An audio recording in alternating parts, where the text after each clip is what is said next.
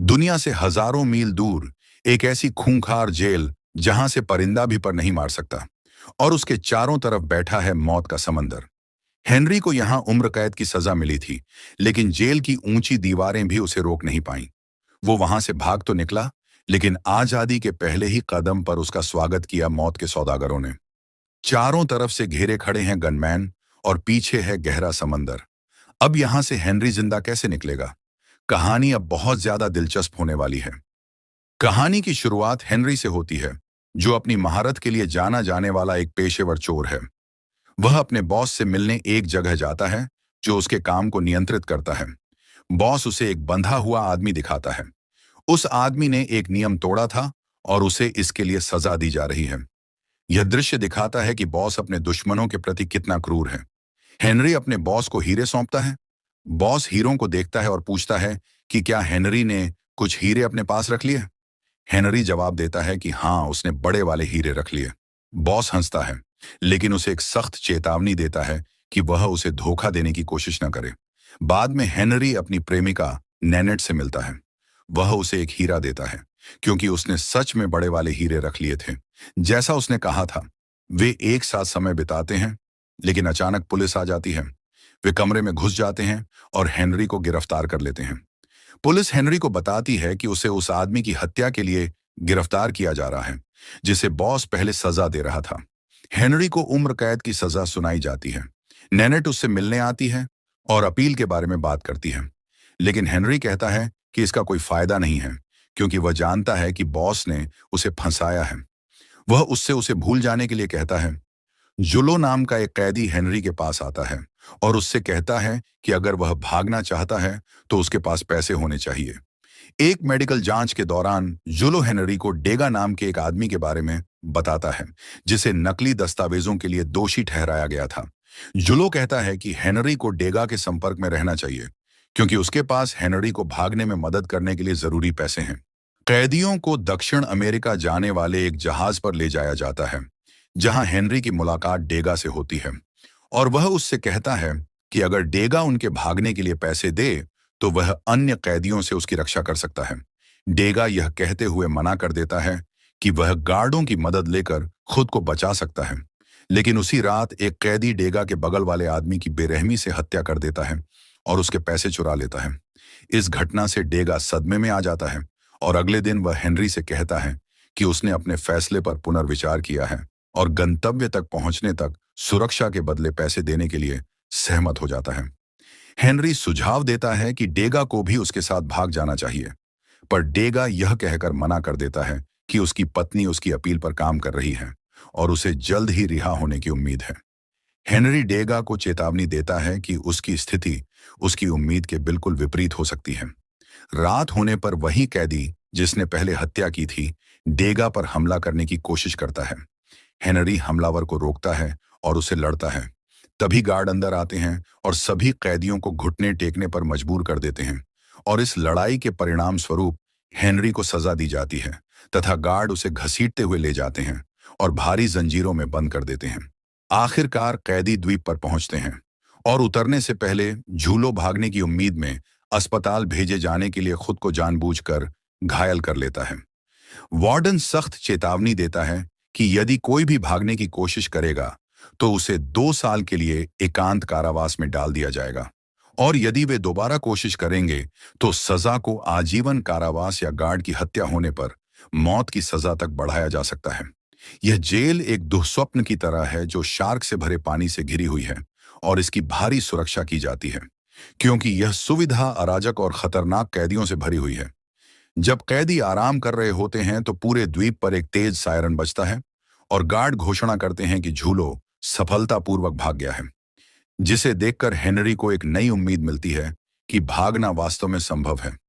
काम करते समय डेगा के पैसे गिर जाते हैं, और हेनरी दूसरों के खोजने से पहले उन्हें जल्दी से उठा लेता है। इस हरकत से हेनरी डेगा का विश्वास जीत लेता है, और डेगा हेनरी से अपनी गलतफहमी के लिए माफी मांगता है। वापस लौटते समय गार्डों से मिलने आए कुछ आगंतुकों के पास एक ट्रक फंस जाता है, और जब वे एक आपूर्ति गाड़ी को धक्का देते हैं तो हेनरी एक आदमी से भागने के लिए नाव लेने के बारे में बात करता है। वह आदमी गार्डों को बताने की धमकी देता है लेकिन हेनरी उसे अधिक पैसे की पेशकश करता है, जिससे वह आदमी आखिरकार सहमत हो जाता है और हेनरी से दोगुनी रकम के साथ नदी के पार मिलने को कहता है। बाद में कुछ कैदी डेगा के पैसे चुराने के लिए उस पर हमला कर देते हैं और हेनरी उसे बचाने के लिए कूद पड़ता है, लेकिन लड़ाई के दौरान वह खुद घायल हो जाता है। डेगा को आखिरकार एहसास होता है कि वह सुरक्षित नहीं है और वह हेनरी से कहता है कि वह उसके साथ भागने के लिए सहमत है, क्योंकि वह जानता है कि जब तक उसकी अपील पर कार्रवाई होगी तब तक वह जीवित नहीं बचेगा। कैदियों को झूलों की फांसी देखने के लिए मजबूर किया जाता है, जिसे एक गार्ड की हत्या करने के बाद भागने की कोशिश करते हुए पकड़ा गया था, और उसकी इस क्रूर फांसी से सभी कैदियों में डर और निराशा की गहरी भावना पैदा हो जाती है। उसका अंत देखकर हेनरी टूट जाता है, क्योंकि झूलो वही था जिसने मूल रूप से उसे भागने की उम्मीद दी थी।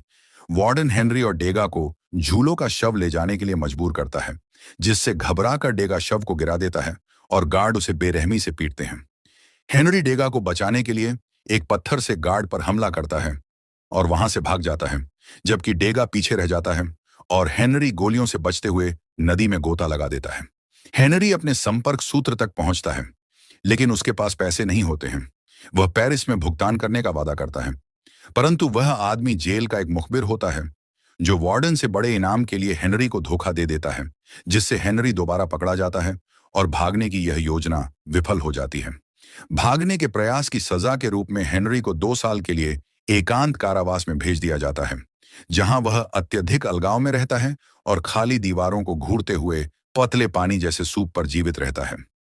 भागने के दौरान हेनरी ने जिस गार्ड को मारा था वह उसे पीटने के लिए आता है, पर हेनरी प्रतिक्रिया देने या वापस लड़ने से इनकार कर देता है, जिससे गार्ड को विश्वास हो जाता है कि वह मानसिक रूप से टूट चुका है और अस्थिर है। हेनरी को हर दिन डेगा से एक गुप्त नारियल और एक नोट मिलना शुरू हो जाता है, और यह अतिरिक्त भोजन उसे तंग कोठरी के अंदर व्यायाम करने और अपने शरीर को फिट रखने की ताकत देता है।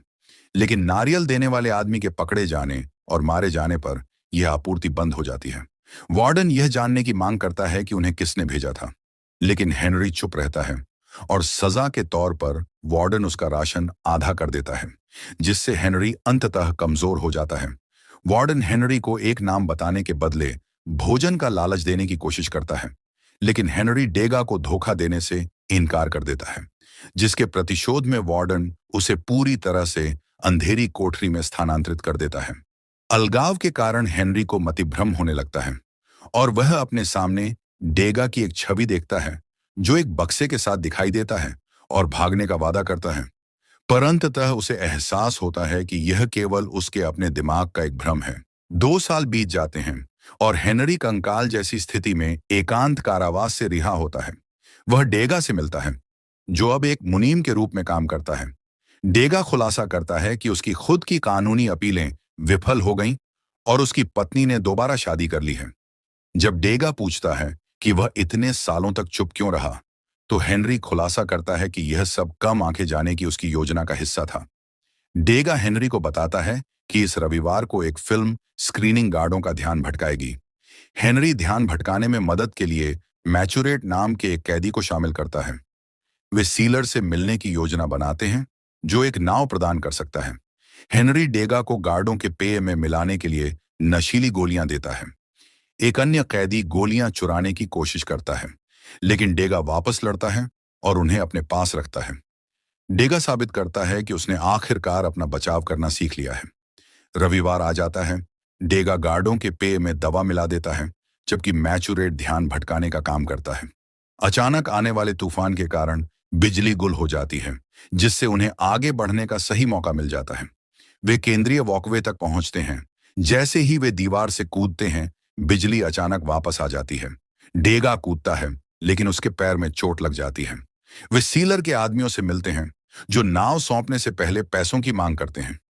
हेनरी और डेगा आदमियों को भुगतान करते हैं और उन्हें छिपी हुई नाव के माध्यम से ले जाया जाता है। वे नाव पर सवार होकर भाग जाते हैं, लेकिन उसमें पानी भरना शुरू हो जाता है। एक तूफान करीब आता है और सीलर मांग करता है कि नाव को बचाने के लिए वे घायल डेगा को समुद्र में फेंक दें। हेनरी मना कर देता है और एक हिंसक झड़प शुरू हो जाती है। डेगा सीलर को चाकू मारकर मार डालता है। वे आदमी तूफान के खिलाफ संघर्ष करते हैं, जब तक कि हेनरी कोलंबिया में एक जगह पर नहीं जागता और एक नन से मिलता है जो खुलासा करती है कि डेगा और मैचुरेट पास में ही हैं। वह उससे पश्चाताप करने का आग्रह करती है, लेकिन हेनरी डेगा को ढूंढता है और उसे कहता है कि वह जा रहा है। डेगा मना कर देता है, इसलिए हेनरी उसे छोड़ देता है। इसके तुरंत बाद वह मैचुरेट को ढूंढता है, जो सोचता है कि यह जगह एक स्वर्ग है, लेकिन हेनरी जोर देता है कि वह जा रहा है। अचानक हेनरी को पुलिस के वाहन दिखाई देते हैं। उसे एहसास होता है कि नन ने उन्हें धोखा दिया है।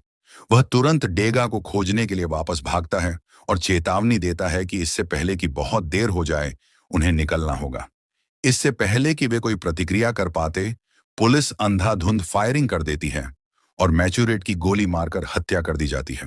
हेनरी और डेगा को दोबारा पकड़ लिया जाता है और हेनरी को 5 साल और एकांत कारावास की सजा सुनाई जाती है।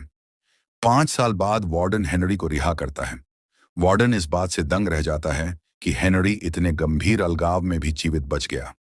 उसे डेविल्स द्वीप पर भेज दिया जाता है, जो एक दूरस्थ और अपरिहार्य जेल है, जो मानसिक रूप से टूटे हुए कैदियों से भरी हुई है। हेनरी वहां डेगा को पाता है, जिसने जेल की दीवारों पर खूबसूरत कलाकृतियां बनाने में अपना समय बिताया है। डेविल्स द्वीप ऊंची चट्टानों और शार्क से भरे समुद्रों से घिरा हुआ है, जिससे भागना असंभव लगता है। हेनरी समुद्र की लहरों को देखता है और महसूस करता है कि वह खुद को सुरक्षित स्थान पर ले जाने के लिए समुद्री धारा का उपयोग कर सकता है। वह डेगा को दिखाता है कि कैसे चीजें बहाव के साथ तैरती हैं, जिससे साबित होता है कि भागना संभव है। जैसे ही वे भागने की तैयारी करते हैं, डेगा हेनरी को एक बोतल में रुमाल देता है। वे किनारे की ओर बढ़ते हैं, लेकिन डेगा रुक जाता है।